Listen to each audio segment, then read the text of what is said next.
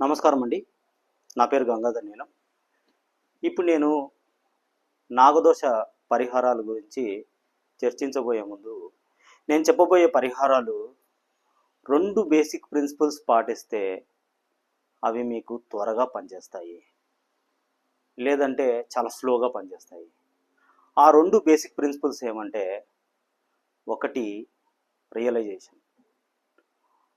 Realisation అంటే ఎవరైనా ఒక నాగదోషమనే కాదు, ఏదైనా ఒక చెడు కర్మ చేశారు అంటే వాళ్ళు రియలైజ్ అవ్వకపోతే ఆ కర్మ తగ్గిపోదు. ఆ కర్మ ప్రభావం వాళ్ళ జీవితం మీద పడకుండా ఉండదు. కాబట్టి రియలైజేషన్ అనేది చాలా ఇంపార్టెంట్. కొంతమంది నాగదోషం ఉంది అని చెప్తే, నాకు నాగదోషం లేదు, ఏం లేదు, అది ఒట్టి మూఢనమ్మకం అని కొట్టిపడేసి తర్వాత వాళ్ళు అస్సలు నమ్మరు, ఏ పరిహారాన్ని పాటించరు. అలాంటప్పుడు ఏమవుతుంది, వాళ్ళు నాగదోషాన్ని అనుభవిస్తారు. ఇంకా నెక్స్ట్ కేటగిరీ, కొంతమంది నాగదోషం ఉందని నమ్ముతారు, కానీ వాళ్ళ కోసం చేశాము, వీళ్ళ కోసం చేశాము, గురువు గారు చెప్పారని చేశాము, ఇంట్లో వాళ్ళ కోసం చేశాము అని ఏదో ముక్కుబడిగా నాగదోష పరిహారాలు చేస్తుంటారు. అలాంటి వాళ్ళకి త్వరగా నాగదోషం తగ్గుముఖం పట్టదు, చాలా స్లోగా తగ్గుతుంది.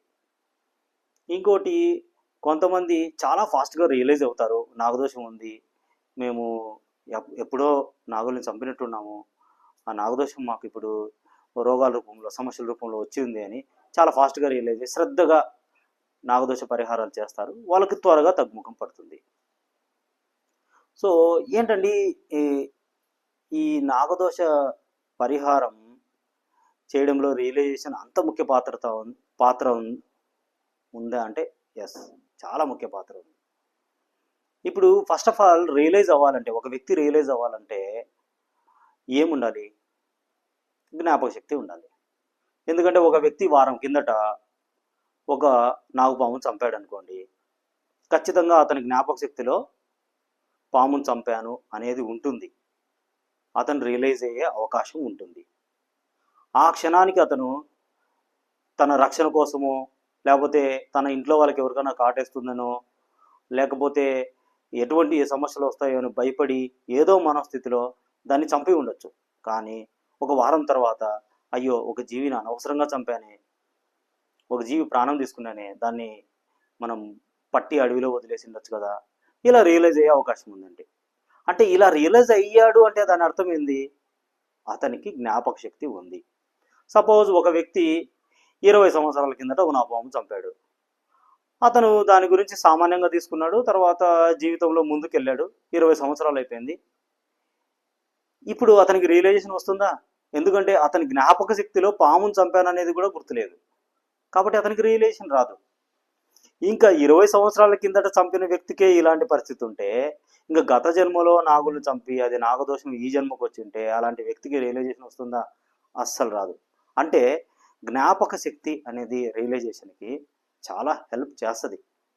ఒకవేళ జ్ఞాపక శక్తి లేకపోతే నెక్స్ట్ ఏది హెల్ప్ చేస్తుంది? పెయిన్, నొప్పి. అంటే మన శరీరంలో రోగం రూపంలో కానీ, మన జీవితంలో సమస్య రూపంలో కానీ వచ్చినంత వరకు మనకు రియలైజేషన్ రాదు.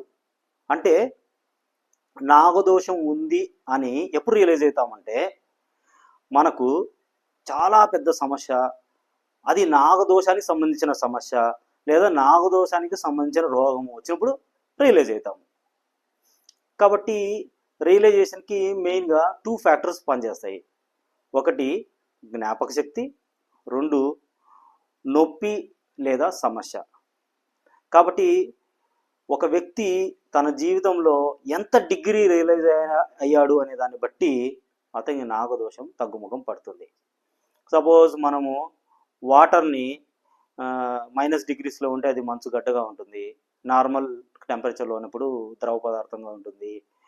అదే చాలా హీట్ పుట్టించినప్పుడు, వేడి చేసినప్పుడు అది వేపర్గా మారిపోతుంది.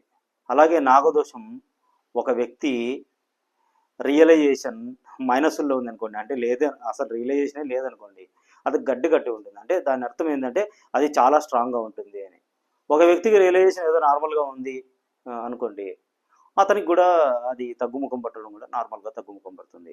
అదే ఒక వ్యక్తికి రియలైజేషన్ చాలా డీప్గా ఉంది, చాలా ఫీల్ అయ్యాడు అనుకోండి, అప్పుడు ఖచ్చితంగా నాగదోషం వేపర్ లాగా సులభంగా ఫాస్ట్గా తగ్గిపోయే అవకాశం ఉంటుంది.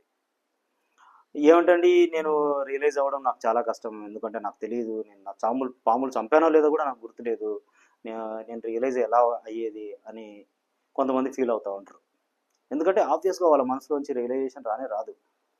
ఎవరో గత జన్మలో నీకు రియలైజేషన్ ఉంది, జ్యోతిష్యం ద్వారా చెప్పినారో లేదంటే ఏదో సమస్యలు వచ్చింటే చెప్పినారో అన్నప్పుడు వాళ్ళకు రియలైజేషన్ రాదు. అలాంటప్పుడు మనం ఏం చేయొచ్చు అంటే ఒక చిన్న భావన మాత్రంగా మనం రియలైజ్ అవ్వచ్చు.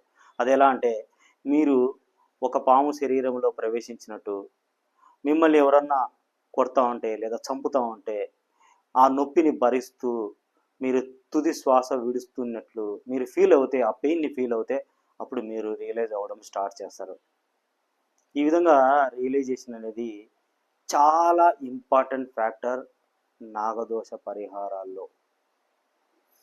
ఇంకా రెండవ పాయింట్, రెండవ బేసిక్ ప్రిన్సిపల్ ఏమంటే మాంసాహారాన్ని మానివేయడం. మాంసాహారాన్ని మానివేయడానికి నాగదోషానికి ఏం సంబంధం అండి అని మీరు అడగచ్చు. అది ఎలానో నేను చెప్తాను.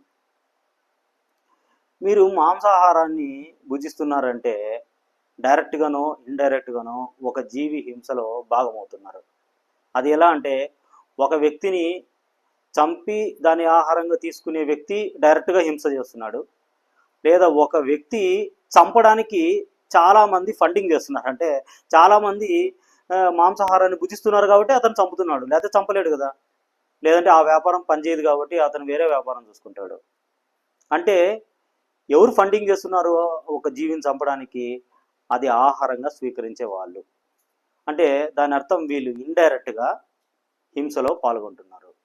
ఇప్పుడు వేరే జీవుల్ని హింసించి ఇంకొక జీవుల్ని మీరు నాకు దోషం పోవాలి, నన్ను క్షమించండి అంటే అది ఎలా సబబుగా ఉంటుందో మీరే ఆలోచించండి. అది ఎలా అంటే, మనము ఈ విధంగా కర్మల్ని డివైడ్ చేయొచ్చు. ఒకటి దేవతలకు సంబంధించిన కర్మలు, 2 గురువులకు సంబంధించిన కర్మలు, 3 మనుషులకు సంబంధించిన కర్మలు, 4 జంతు ప్రపంచానికి మనం చేసే కర్మలు, 5 వృక్షాలకు ఖనిజాలకి మనం చేసే కర్మలు. ఇప్పుడు నాగులు కానీ మనం మాంసాహారంగా భుజించే జంతువులు కానీ అవన్నీ ఎక్కడుంటాయి? జంతు ప్రపంచంలో ఉంటాయి. అంటే మీరు ఒక జంతువుని హింసిస్తూ ఆహారంగా భుజిస్తూ ఇంకొక జీవిని, ఇంకొక నాగదేవతల్ని వెళ్ళి నన్ను క్షమించండి అని నాగదోష పరిహారాలు చేస్తున్నారంటే అవి పని చేయొచ్చేమో కానీ చాలా స్లోగా పనిచేస్తాయి. కాబట్టి నేను ఇక మీదట చెప్పబోయే నాగదోష పరిహారాలు మీకు బాగా పనిచేయాలంటే మీరు మాంసాహారాన్ని మానివేసి తీరాలి. లేదంటే జంతువుల దోషము నాగదోషము ఒక్కసారి మీ మీద పడిందంటే అగ్నికి వాయువు తోడైనట్టు మీ జీవితంలో చాలా చాలా తీవ్ర పరిణామాల్ని మీరు ఎదుర్కోవాల్సి వస్తుంది. కాబట్టి ఈ 2 బేసిక్ ప్రిన్సిపల్స్ని మీరు పాటించారంటే, అంటే రియలైజేషన్, 2 మాంసాహారాన్ని మానివేయడం, మీకు నాగదోషం నేను చెప్పే పరిహారాలన్నీ పనిచేసి నాగదోషం చాలా త్వరగా తగ్గుముఖం పడుతుంది. కాబట్టి నేను నా నెక్స్ట్ వీడియోలో చెప్పబోయే పరిహారాల్ని మీరు ఈ 2 బేసిక్ ప్రిన్సిపల్స్ని పాటిస్తూ ఆచరిస్తారని ఆశిస్తూ, మీకు నాగదోషం త్వరగా తగ్గిపోవాలని ఆశిస్తూ నేను సెలవు తీసుకుంటున్నాను. నమస్కారం. నా ఛానల్కి ప్లీజ్ సబ్స్క్రైబ్ అవ్వండి. బెల్ ఐకాన్ క్లిక్ చేస్తే నా నెక్స్ట్ వీడియోస్ మీకు నోటిఫై అవుతాయి. Thank you.